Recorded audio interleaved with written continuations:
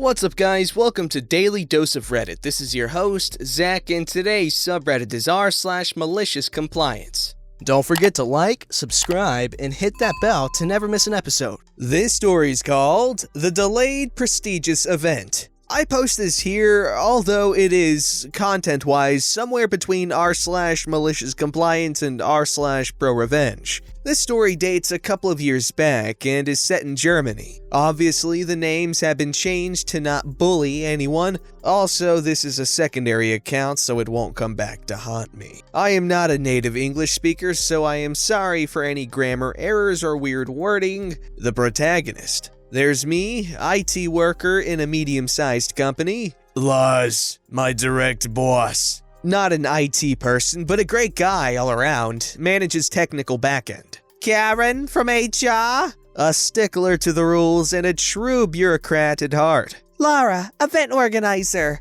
Tasked to make this event go as smooth as possible. Michael, COO of the company. Only met him when this happened, usually in the head office. The environment. This story is set inside a medium-sized company in Germany. We are not a top technical company, but have many international customers. I am responsible for the in-house IT services at the small-town site, with the site manager, Lars, being my direct boss. This site only has a secretary, and HR is managed by the central head office. As I work in IT, working time is usually handled lenient. You can work on any workday between 7 a.m. to 8 p.m., just not more than 12 hours a day, and you have to get your 40 hours in every week, with some overflow allowed. But you are not allowed to work outside these hours or on weekends unless you get a written permit from a central HR board.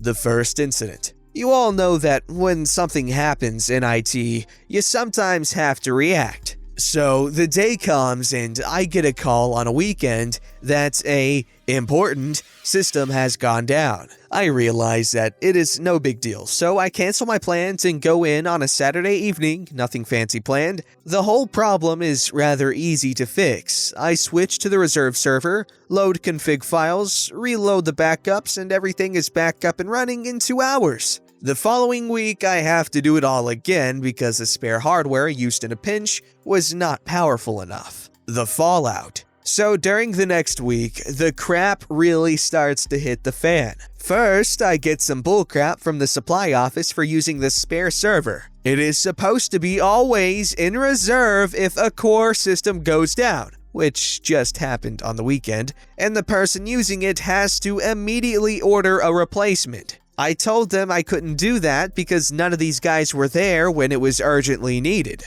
and the replacement order was with him on Monday. We talk a bit workshop and he laughs it off, telling me he had to remark it because of official guidelines and to be more careful next time. Next is HR. I got the notice from Karen that the Saturday repair was not covered by any written permit that I should have gotten at least a week ahead of time. She doesn't understand a thing about IT, but tells me that I always need to have a written permit or it will have direct consequences. I will not get paid for that time, and I'm even getting pointed for being in when I am not allowed to. It even goes so far that if this happens again, my contract is in danger.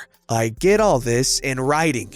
Important later. From now on, I always check my times there, but luckily, the next 3 months, no important system goes down at the weekend. The setup. Our company is hosting a big event at a nice local location, a week long. From 8 a.m. Monday till Friday, international meetings with 90% external guests and lots of prestige. There's a small team in company set up and managed by the event organizer Lara. I am informed by my boss Lars that I need to set up IT.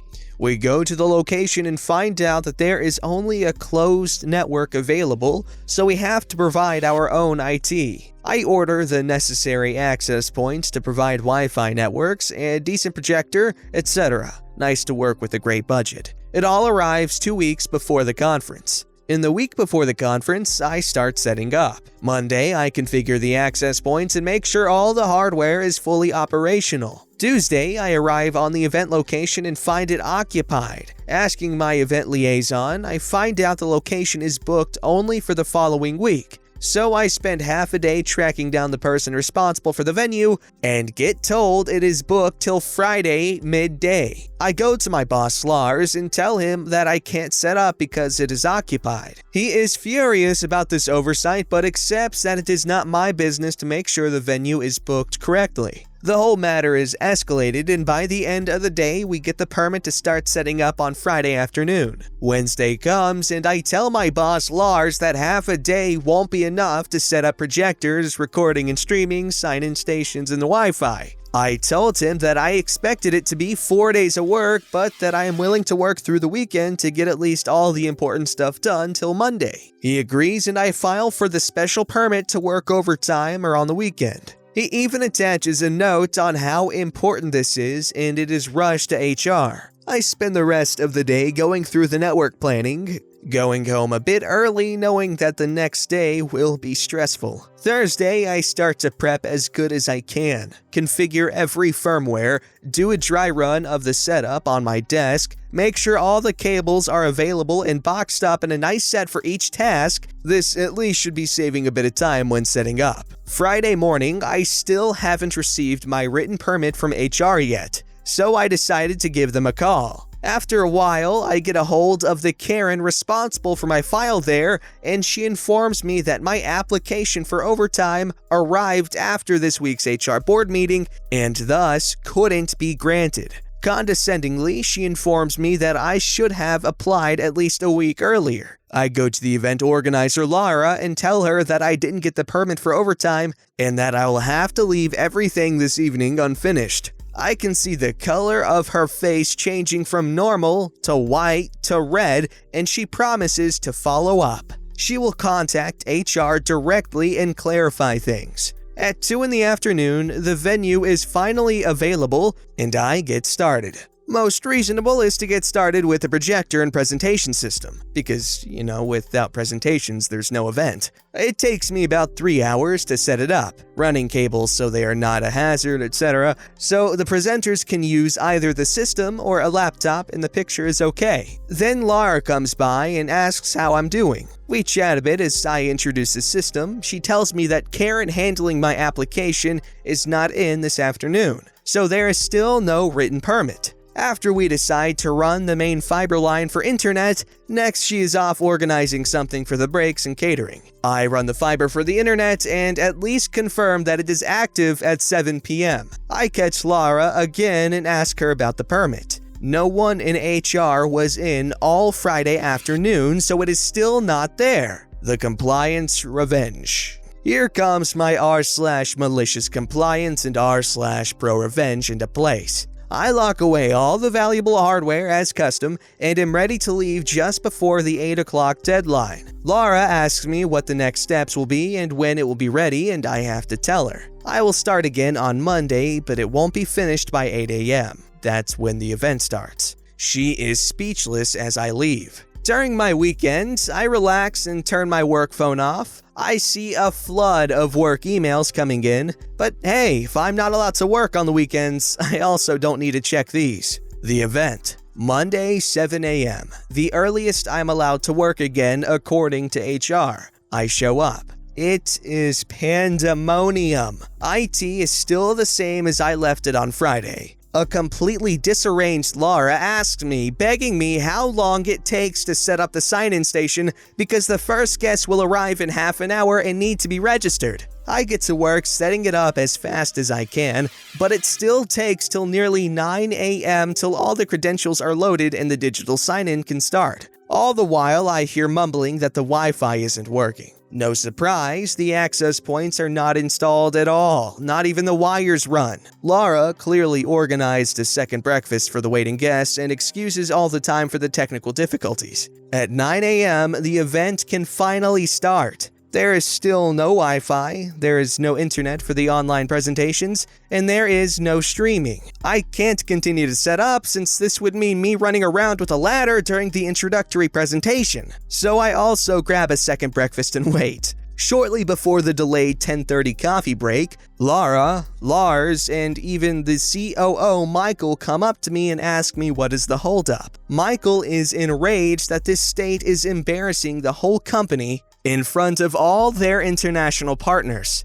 No Wi-Fi for them and no stream online for the overseas partners. I tell him that Karen explicitly forbade me to work on weekends without the written permit and even show the write-up from earlier. See the fallout. Giving up, he just asks what I need to get it all done as fast as possible. I even get a small note just saying Mr. OP is permitted to work as much overtime as needed and is permitted to acquire all resources he deems necessary. Signed Michael, COO, and co-signed by the head of HR. The solution. We end up hiring some Sparkies, electricians, to run the cables, and I work all night till nearly the next morning to get it all operational by the second day. The rest of the event was a full success, and everyone was happy with the IT, besides the first day. As the cherry on top, Karen is no longer my HR manager. I also have the direct phone number, even private mobile, to the local head of HR and can request overtime in a non-written form at any time.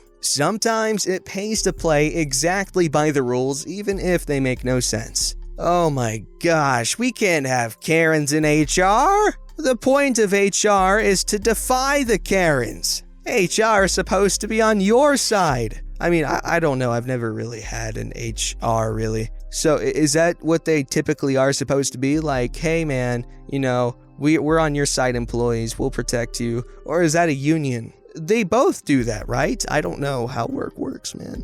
This story's called Violate My 2 weeks conditions and then tell me to just work? This happened about 3 or 4 years ago. I worked for a big grocery store chain as a front-end cashier. I had already had some problems with my company as they had promoted me to later rescind said promotion because of lack of training hours. One of my assistant managers had also been harassing me, giving me all of the nightly duties and favoring daily position assignments for her friends. Finally fed up, I turned in my 2 weeks notice. I take the 2 weeks notice extremely seriously. Remember, especially in corporations, you are extremely replaceable, to the point of a 2 weeks is to give your company time to conduct interviews, have labor for the written schedules, and fill your incoming vacancy. You are doing them a favor by not quitting on the spot. I submitted 2 separate 2-week notices. A formal one that didn't go into details and was meant as evidence of my resignation, and an informal one for my department manager explaining the poor treatment I experienced that led to my resignation. I specifically told her to not schedule me with the bully assistant manager. The first week goes with little problem. 2 days into the second week, I arrived for my shift to find that the bully assistant manager had been scheduled as my manager on duty. Fan-freaking-tastic. I seek out my department manager and question why she has violated my condition. She explains that she has spoken to my manager on duty in that, everything will be fine because I'm here, so just work, okay? When I return to my department to receive my position, I see that I'm scheduled on the self-checkout station. This is by far the best station because you don't have to scan or bag. You just help older people who struggle with the machines and check IDs for alcohol. Well, the bully assistant manager has commandeered my station because her knee is bothering her. I immediately smell BS, but say nothing as I head to my normal checkout lane. Well, surprise, surprise, an hour goes by and the bully's best friend has arrived for her shift. The bully's best friend's position was easily the self-checkout station because, again, it's easy, and she was even lazier than me. She also used the quiet moments to shop for her groceries. Time theft, anyone? Suddenly, the bully's knees is feeling 100% better. She hops off the self-checkout, sends her best friend to the station, and hops on a normal lane. I am seething. Cue malicious compliance. Grocery stores have peak times, usually around 4 to 6 p.m. when people are getting off work. Working on a register during these times can be crazy. But I was also one of the faster workers, so it's no sweat. My manager tells me to just work? Sure, I can work my ass off. I give every customer the friendliest customer service I can and work accurately but quickly. My lane moves 3 times faster than the other open lanes combined. And before I know it, the peak has ended. Once sticking around for another 10 minutes or so to confirm the peak has ended, I calmly shut down my register, clock out, and leave. 4 hours before my shift was supposed to end, and I don't come back. Because I was between high school and college at the time, I was one of the store's most important coverage workers. I worked almost any shift, usually during peak times, which meant that my manager had to scramble to fill every 8-hour peak shift she had given for the rest of that week. Edit. A lot of people asked why I didn't just quit on the spot. A few friends that I still have to this day were working with me that day. I wasn't going to abandon them during peak hour. Edit 2, it was not a minimum wage job. Well, first off, good on you for being responsible and caring about your coworkers, which is something that not a lot of people do. Oh my god, so much experience with flaky coworkers. If you're a flaky coworker, you're a jerk and you don't deserve to have a job, and I hope you are sad sometimes. This story's called, "You Want to Kick Me Out of My Hospital Workstation Room That I Prepped for the Day?" I am a radiology resident, and luckily the facility I am working at allows for each resident to be separated in individual workstation rooms for reading imaging. This morning, I grabbed one of the rooms, spent a while cleaning it all up to make it safe for me to spend the day in. Another resident, who showed up late, came in the door and demanded that I leave the room because it was assigned to him. I chose the room because I knew the dictation microphone didn't work, so all the reports would have to be typed, and I was on a rotation that was light on volume, so it wasn't a big deal to type the reports for me. He started to squeeze his way in and box me out, and because of his persistence, I let him. I packed all of my things and headed to a different room, got up, and headed out the door. Right before shutting the door, I told him, by the way, the dictation mic doesn't work in this room. As I sit here typing this, I am watching him read case after case,